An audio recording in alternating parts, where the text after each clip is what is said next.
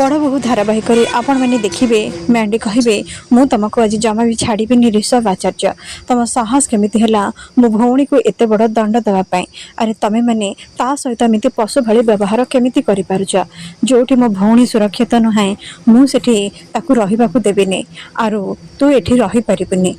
आज ए ऋषभ आचार्य को मु जमा भी छाड़बी आज यार दंड मुझे निश्चय देवी शिवांश को धर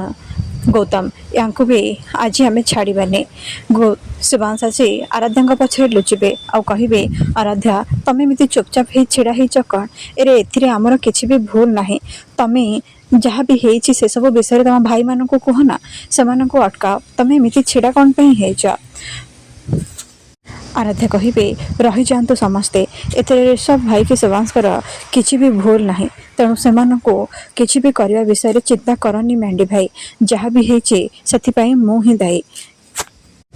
अरे आरोहींकर देह खराब थिला तांको भल लागु नथिला मु भाबिली तांको मु जदि एठिकी नेकी आसे ताहले तांको बेटर फील हबा हेले मु तांको एठिकी नेकी आसिली बोले नना को बहुत प्रॉब्लम हैला आ नना आपण पई हे सब हेचे काहे कि ना आपण को पुराना कालिया चिंताधारा ही आम समस्तक पई आज विपत्ति डाकी आनिछे आपण एमिति केमिति करि पारुछन्ते पंडित कहे घोर अपमान ए झियो मते अपमानित करिछे मु तम समस्त को अभिशाप दउछे ए माटी रे तमे किछि भी काम करि परिबनी एथिरे जहा कले तमे माने विफल हबा आउ ए माटी रे केबे भी मॉल तयारी हे परिबनी एहा परे नना सेठारु अपमानित हे चली जिबे आउ इन्वेस्टर माने कहिबे नना कोन हेचे आपण पूजा कोन पई कलेने नना कहिबे मु एठी पूजा करि परिबेने एठी पूजा करबा को हेले मते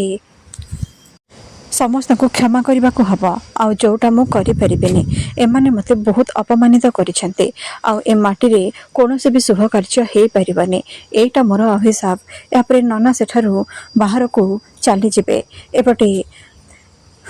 से ऋषभ कहे ए सब जहाँ भी किसी होती आराध्या तुम मन को एथर शांति मिलगला आम परिवार को एवं अभिशाप भी मिलला एम तमें खुशी तो आराध्या मोर एते दिनर डेडिकेशन एते दिनर परिश्रम सब किसी को तमें बर्बाद करदेल मालती कहे बास बहुत हो गला मो आराध्या एमती कौन कर आपण मैंने समस्ते मिसिकी एमती दंड दौरान मोर मो नातुणी उपरे पूरा भरोसा अच्छे से केबे भी किसी भूल काम करें कि क्या भूल समर्थन करें मालती कहे अच्छा तेल आम मैंने कौन समस्ते ये बोका बसीचु तुम नातुणी कौन कर जानिले तुम पाद तलु माटी खसी जा अरे आरोहीर एवं मास चली से पूजा को आसवा कथा नुह हेले ये आराध्या महान देखापी एठिकी पूजा को नहीं आसला आउ आरोही एठी आसी पूजा को नष्ट करदेला ए सब किछि दायी होची एई आराध्या शांति कहे आरु सतरे कौन एमिति तू करिछु आरु आराध्या कहे हाँ जेजेमा मु एमिति करिछि शांति कहे आरु मु ते कौन ए शिक्षा दीक्षा देते अरे तते टिके खराब लगलानी मु ते बारंबार कही तो शाशु घरे जहाँ भी नीति नियम अच्छे तू ताको मानिकी चलबू हेले तू से सब को भागिके मो मन रे आज बहुत कष्ट देइछु आउ आरोही आराध्या मुंडरे सिना बुद्धि नहीं हेले तमे तो बुझला सुझला तमे एमिति भूल केमिति करि पारला तम बापा ए सब विषय जानिले से कौन भाविबे कहला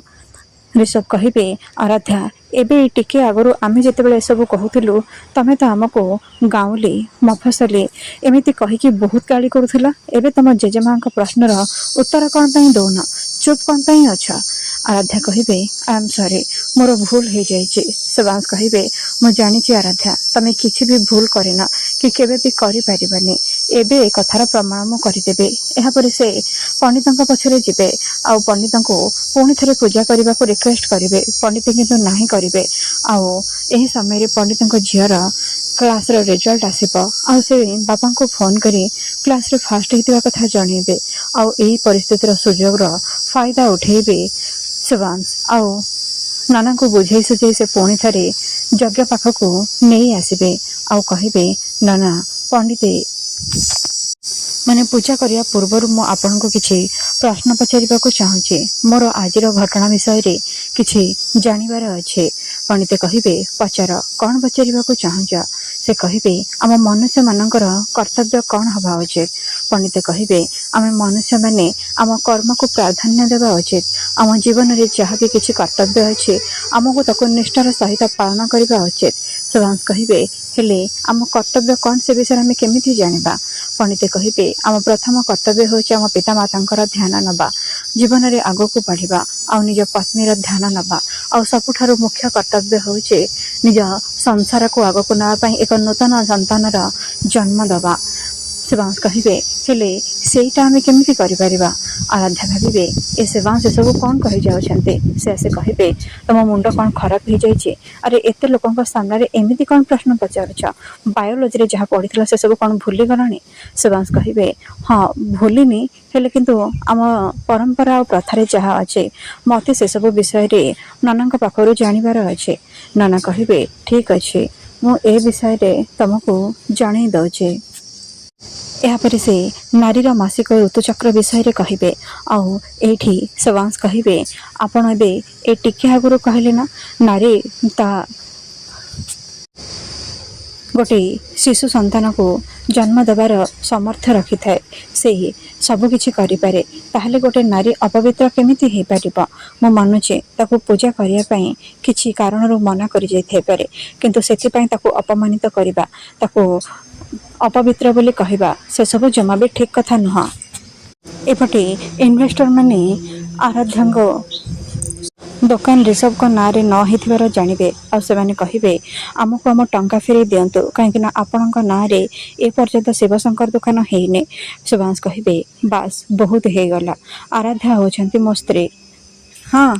ଆଉ ସେ ଦୋକାନ ଉପରେ ମୋର ବି ଅଧିକାର ଅଛି। ମୁଁ ଆପଣମାନଙ୍କୁ କଥା ଦେଉଛି, ଗୋଟେ ମାସ ଭିତରେ ସେ ଦୋକାନ ସେ ଜାଗାରୁ ଉଠି ଯାଇଥିବ।